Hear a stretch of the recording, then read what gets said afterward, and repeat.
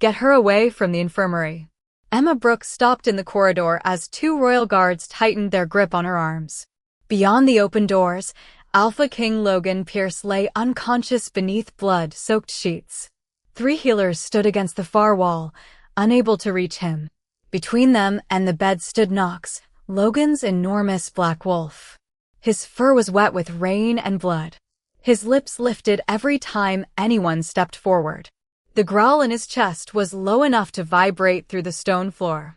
Emma was not a healer. She was not noble.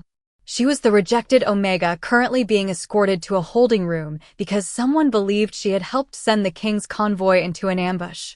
She should have kept walking. Then Knox turned his head. His growl stopped.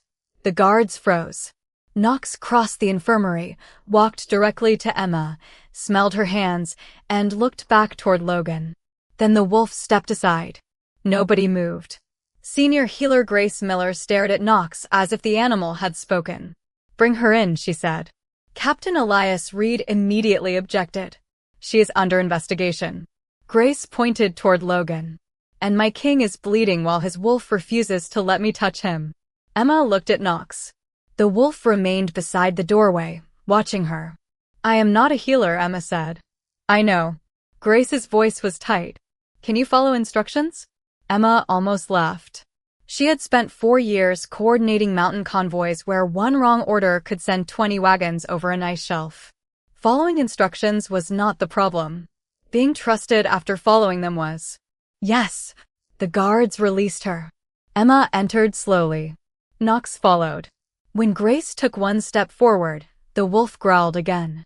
Emma looked at Logan's bandage. Blood was spreading beneath his ribs. "Tell me what to do," she said.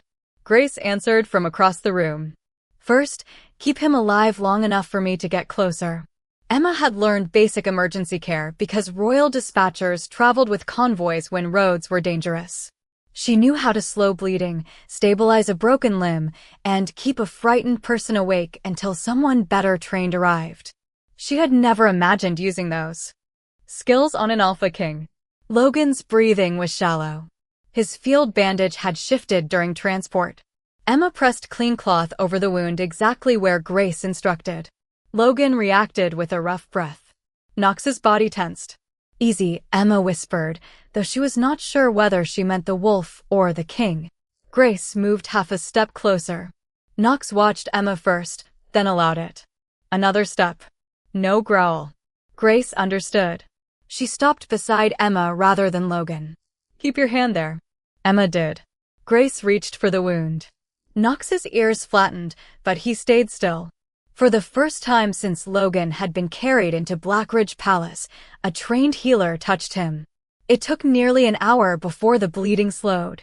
Knox never left Emma's side. Every new healer had to approach through the strange boundary the wolf had created around her. Emma became a bridge between the wounded king and the people qualified to save him. The irony was not lost on her. Earlier that evening, Royal Marshal Marcus Hale had ordered her detained because the convoy route that led Logan into the ambush carried Emma's authorization mark. Now the king's own wolf had made her indispensable. When Logan finally stabilized, Emma stepped away from the bed. Knox immediately followed. Marcus was waiting outside. He was a broad man in his late 40s with iron gray hair and the posture of someone who had spent his life giving orders before anyone could question them. "You are still under investigation," he said. Emma wiped Logan's blood from her hands.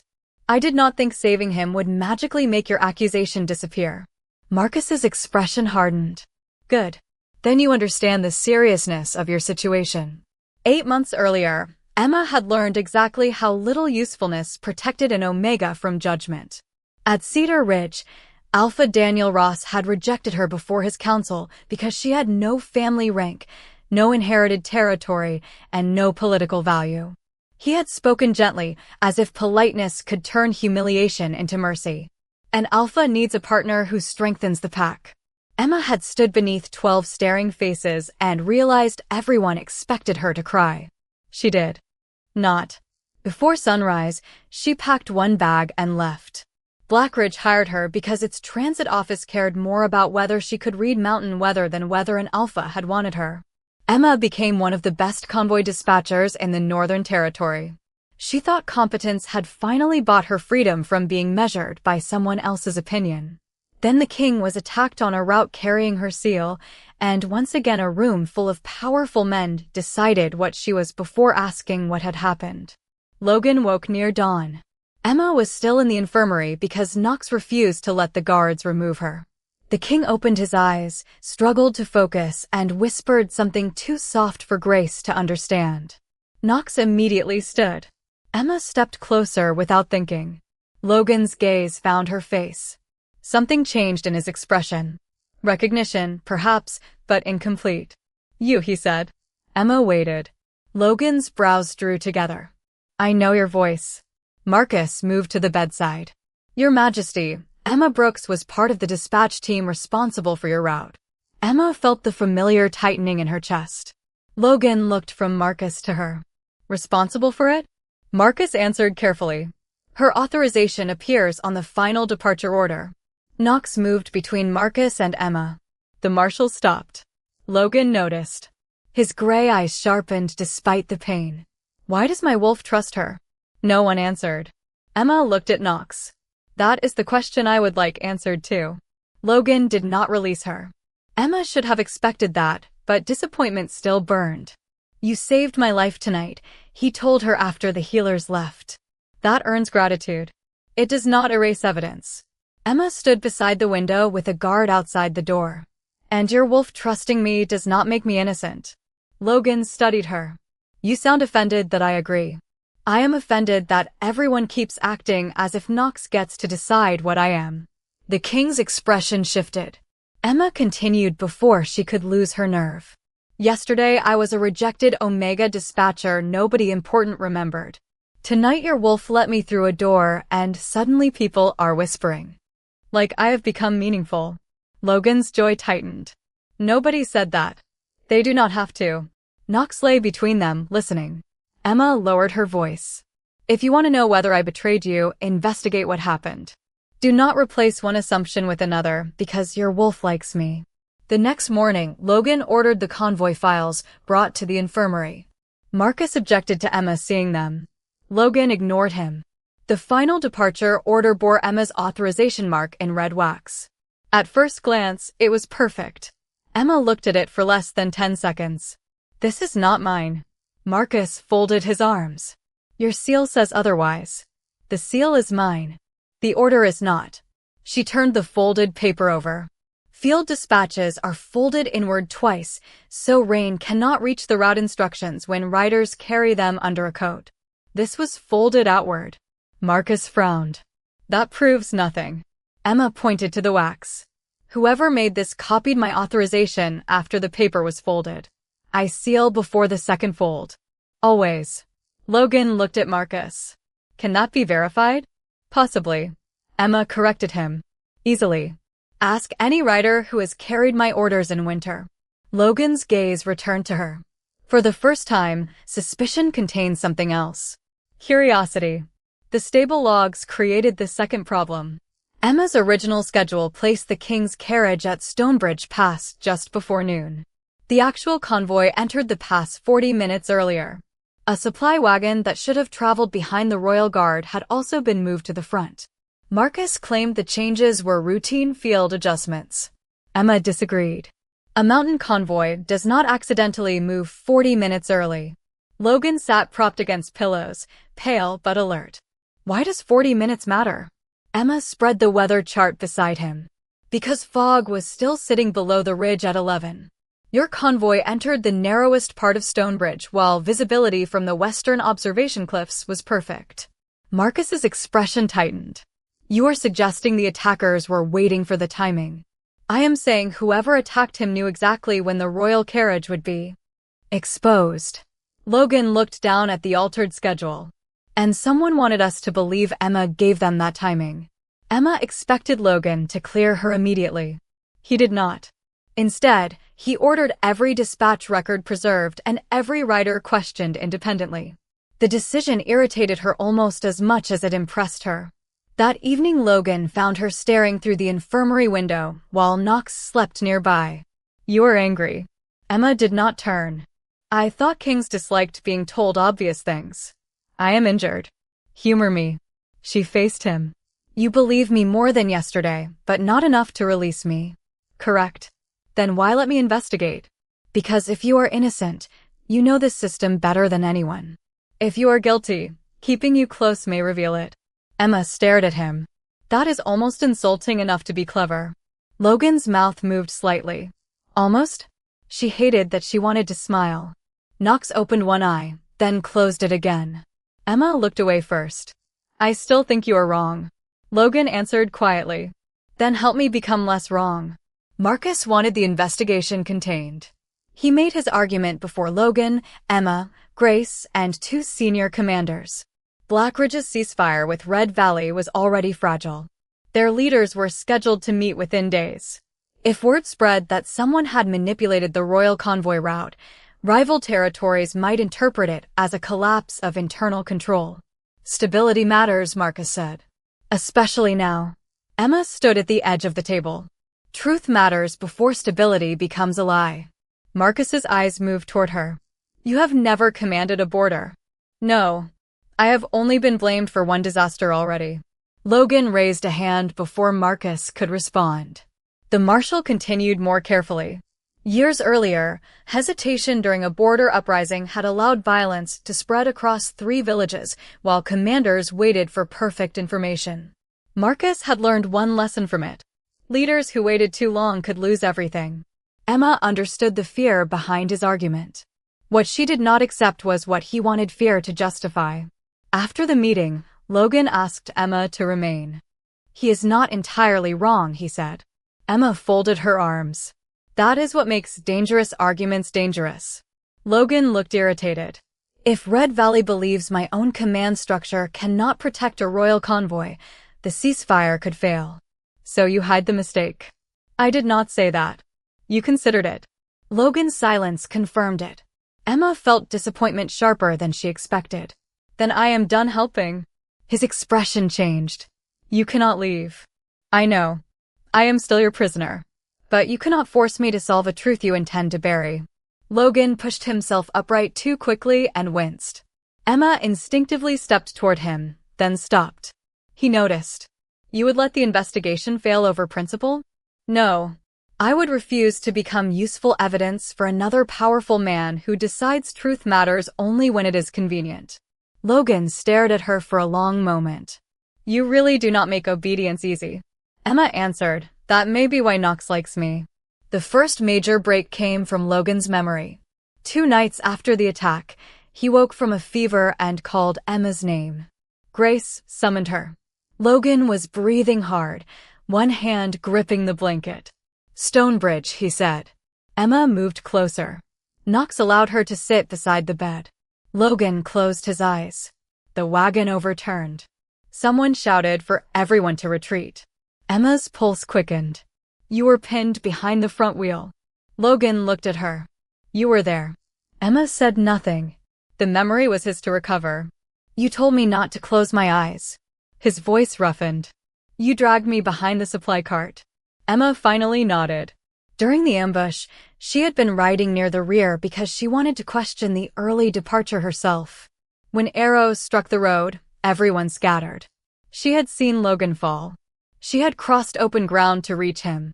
Knox had seen it too. The realization changed the meaning of everything that happened in the infirmary. Emma remembered the wolf appearing through smoke and rain while she pressed both hands against Logan's wound. Knox had circled them, snarling at anyone who approached too quickly. Emma had kept speaking to Logan while guards fought. Around them. Stay awake. Look at me. Keep breathing. She had not thought Knox was listening. He had been.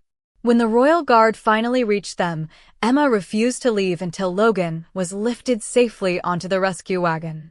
Somewhere during the confusion, Marcus had ordered her detained after discovering the altered route carried her seal. Knox watched the same woman who had protected his king get dragged away. Hours later, when healers could not approach Logan, the wolf recognized her. Emma was not chosen by fate. She was remembered because Knox had already watched what she did when Logan could not protect himself. Logan ended her detention immediately. Marcus protested that one recovered memory did not explain the forged route order. Logan's response was cold. It explains why she was at Stonebridge. She was there because she followed the convoy she believed had departed at the wrong time. It also explains why my wolf trusts her. Emma felt relief, but it came with anger. She had been cleared of one accusation only because the king remembered what she had done. "You should not need me to save you before I become believable," she told Logan later. He was quiet. No. She expected defense. None came. "I signed the detention order because Marcus's report gave me a clean answer while I was injured and afraid." Logan looked directly at her. "That was my decision." Emma's chest tightened. "You are the king. You could blame procedure." "Procedure did not sign my name." The apology was not dramatic. That made it harder to dismiss. Their relationship changed after that. Logan began asking Emma what she thought before announcing what he intended to do. Emma stopped assuming every question was a test. Sometimes they still argued. Often they argued. Knox seemed to enjoy positioning himself between them whenever voices rose. One evening, Emma found Logan standing without assistance beside the infirmary balcony. "Grace said you were not supposed to do that. Grace says many oppressive things. You are a terrible patient. I have been told." Emma moved closer in case his strength failed. Logan noticed, but did not tease her. "Why did you follow the convoy?" he asked. "Because my schedule was changed and nobody told me." "You could have stayed behind." "Yes. Why didn't you?" Emma looked toward the mountains. "Because 40 wagons were carrying people who trusted my route." Logan was silent. Emma realized he was not looking at the mountains. He was looking at her. The investigation turned away from Emma and toward the route itself. Rider receipts showed the departure time had been changed less than an hour before the convoy moved. Stable workers confirmed Marcus personally ordered the lead wagons repositioned. When Logan confronted him, Marcus did not deny it. "I changed the schedule." Emma felt the room tighten around those words. Logan's face became unreadable. "Why?" Marcus explained that intelligence reports suggested Red Valley's delegation might withdraw from the coming peace summit if Logan arrived late to the preliminary meeting. A storm threatened the main road. Marcus believed leaving early through Stonebridge would protect the diplomatic timeline. "You changed a royal convoy without telling me. You would have debated it." "Yes. And we might have lost the summit." Marcus's answer held no shame, only conviction. He had made the choice because he believed certainty in action mattered more than shared responsibility. Marcus had not arranged the ambush. Emma believed that before Logan did. The marshal's unauthorized decision was reckless, but his surprise at the attack had been real. The problem was what happened afterward. Marcus admitted that once Logan was wounded, he realized exposing the route change could destroy his command and weaken Blackridge before the summit. Emma's authorization seal was already on the dispatch copies. She had been present at Stonebridge. The accusation required almost no invention. "You let them blame me," Emma said. Marcus looked at her without apology. "I allowed the investigation to follow the evidence it had. Evidence you knew was incomplete. The kingdom had a wounded king and an unstable border." Emma felt cold. So 1 Omega's reputation became an acceptable price. Marcus's jaw tightened. Leadership sometimes requires choosing the lesser damage. Logan stood despite Grace's warning. "You do not get to decide who counts as lesser." Emma stopped Logan from ordering Marcus arrested immediately. The marshal looked surprised. Logan looked furious. "You want him protected?" "No. I want the truth finished." She pointed to the map. Marcus changed the departure time. "That explains why we were at Stonebridge early. It does not explain how the attackers knew." Logan's anger slowed into thought. Emma continued. "If you punish him now, everyone will assume he arranged the attack. Maybe he did not. Maybe someone else is still watching our routes." Marcus looked at her differently for the first time.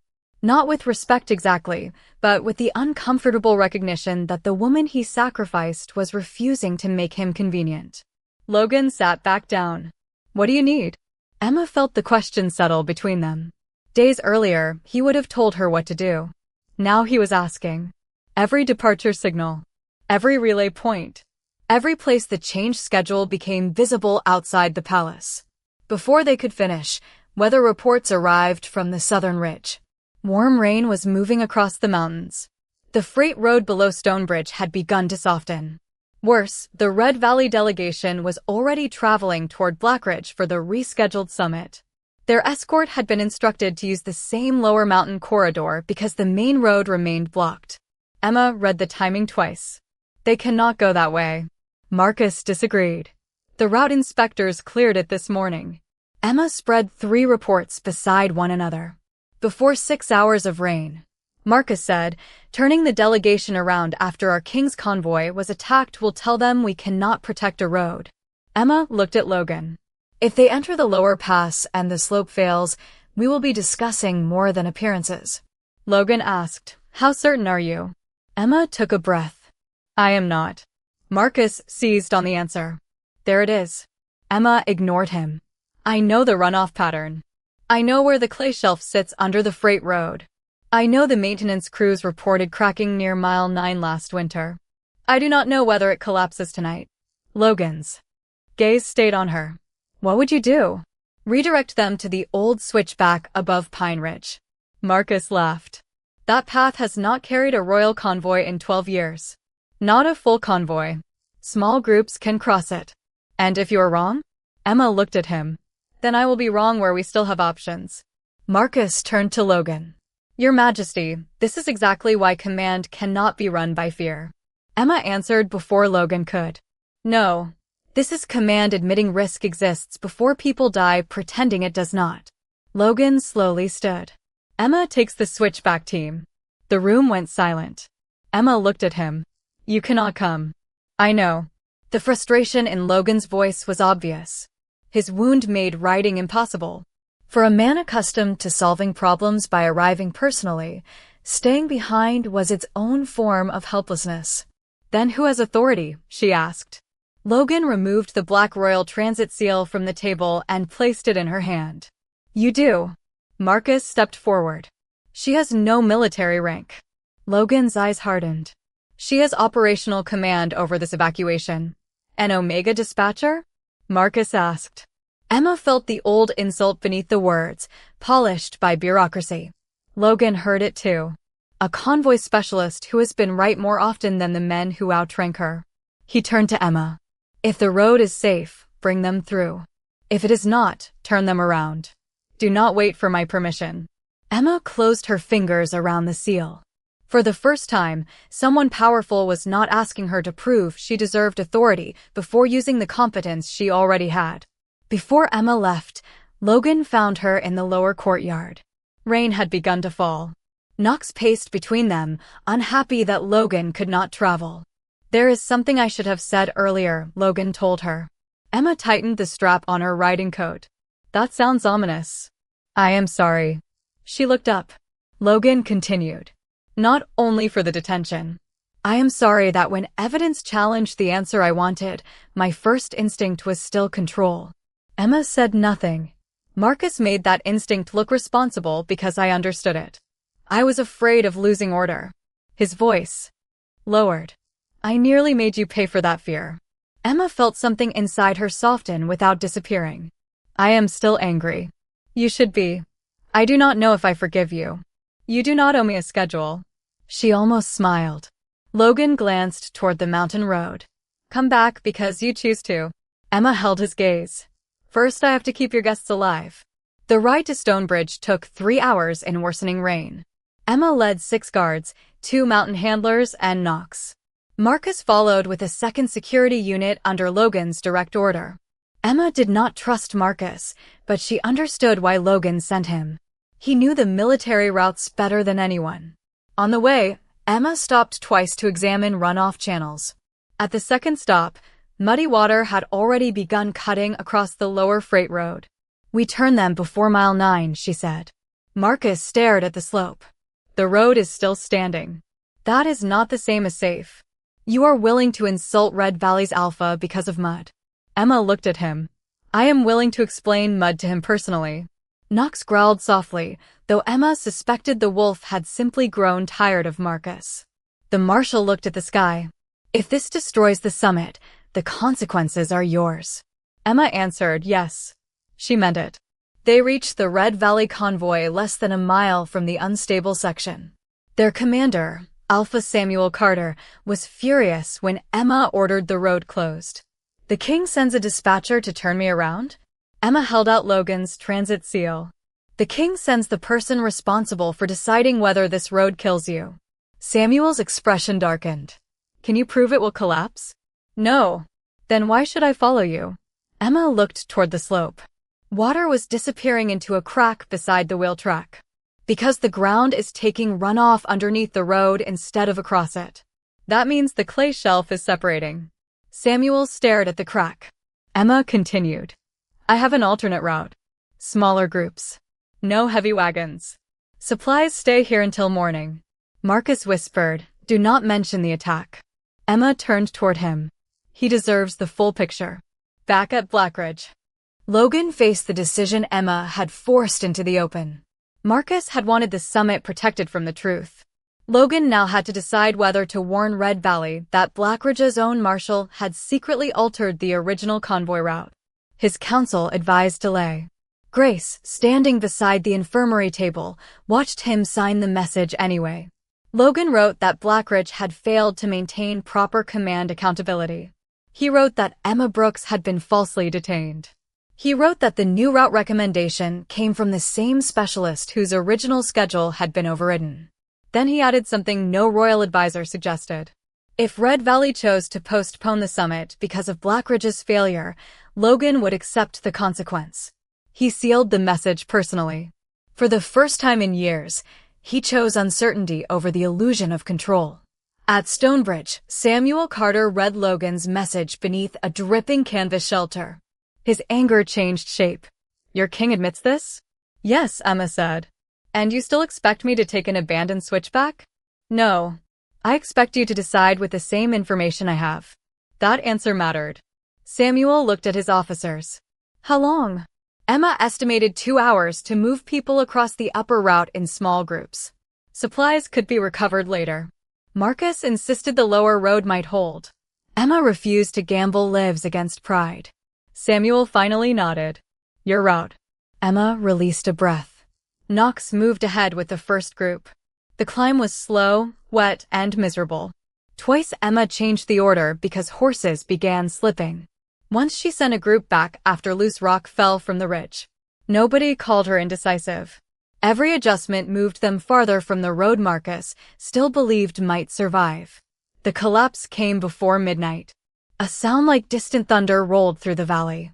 Emma turned from the switchback and watched part of the lower freight road break away beneath a wall of mud. The section where the Red Valley carriages would have been traveling disappeared into darkness. Nobody spoke for several seconds. Samuel Carter looked at Emma. "You were not certain." "No. But you were right." Emma shook her head. "Those are not the same thing." Marcus stood behind her, rain running from his hair. His face had gone pale. Before anyone could speak, a Red Valley courier approached. He had been part of a scouting unit near Stonebridge during the first ambush. "There is something you should know," he said. "The attackers were already watching the pass before your king's convoy arrived."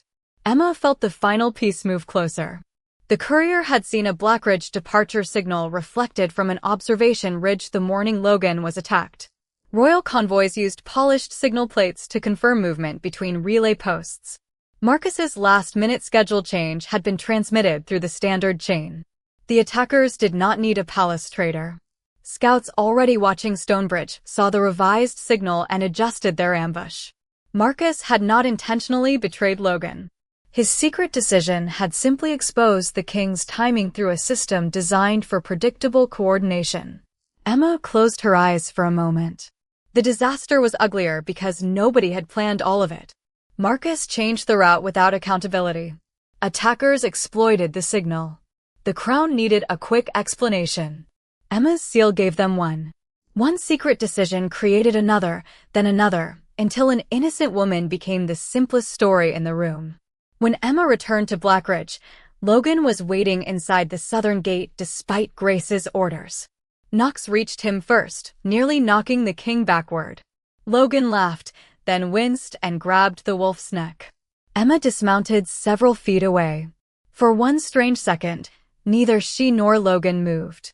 Their last conversation had ended with uncertainty. This one began with the same thing. Logan looked at her. "You came back." Emma felt the significance hidden beneath the ordinary words. "I said I had work to finish." "Of course." He smiled faintly. "Terrible mistake on my part. I almost made that sentimental." Emma walked closer. "How is the wound?" "Apparently kings heal faster when they obey medical instructions." "That sounds unlikely." Knox pushed his head against Emma's side. Logan watched the wolf, then her. "He missed you." Emma raised an eyebrow. "Only him." Logan did not look away. "No." Marcus was removed from independent command the next morning. Logan refused the council's demand for immediate execution. He also refused Marcus's request to resign quietly. You do not get death as a shortcut around responsibility, and you do not get privacy as protection from it. The marshal would face a formal military review. His record would include the truth. He had served Blackridge for decades, prevented wars, and saved lives. He had also changed a royal convoy without authorization and knowingly allowed suspicion to fall on an innocent Omega to protect his decision. Marcus accepted the judgment with a stiffness that almost looked like relief. Before leaving, he stopped beside Emma. "You could have destroyed me at Stonebridge." Emma looked at him. "You did enough damage making people convenient." "I was not going to repeat it." Marcus nodded once. "For what it is worth, you were the better commander that night." Emma answered, "It was worth more before you needed something from me." The peace summit survived. Samuel Carter arrived 2 days late and opened negotiations by telling Logan that honesty about failure had done more for trust than a perfect procession ever could. Logan did not take the compliment gracefully. Emma liked that. Blackridge also reviewed its dispatch structure. No single marshal could alter a royal route without a written field justification.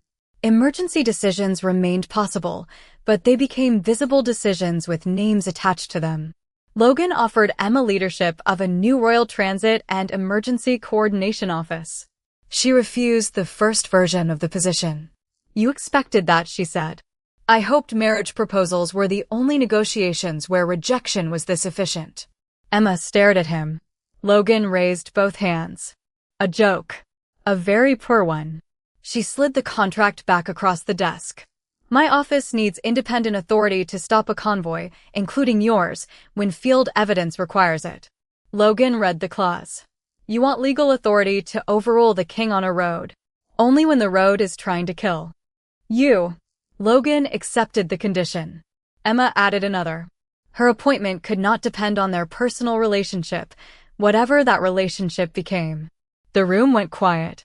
Attraction had existed between them for weeks, but neither had named it. Logan set the contract down. "You think I would remove you if you refused me?" "I think powerful men are very good at believing affection makes their choices fair." Logan absorbed that without flinching. "Then the office remains yours unless an independent review removes you for cause." Emma studied him. "Even if I decide I want nothing personal from you." "Especially then." She felt the answer in her chest. 8 months earlier, another Alpha had defined her future by whether she strengthened his position. Logan was offering her authority that survived his own disappointment. "Then I accept the job." He smiled. "Only the job?" Emma allowed herself a small smile. "You are learning patience. Do not ruin it." Weeks passed. Logan returned to full strength slowly. Emma built her office quickly. Knox divided his days between the palace, the transit yard, and wherever Emma happened to be working. The story of the wounded king and the rejected Omega spread beyond Blackridge, becoming more romantic with every retelling. Emma hated most versions. In some, Knox mystically recognized her as Logan's destined mate. In others, she healed the king with secret Omega magic. The truth was simpler and better. Knox had watched her cross an exposed road during an ambush. He had watched her kneel in the mud and keep Logan alive.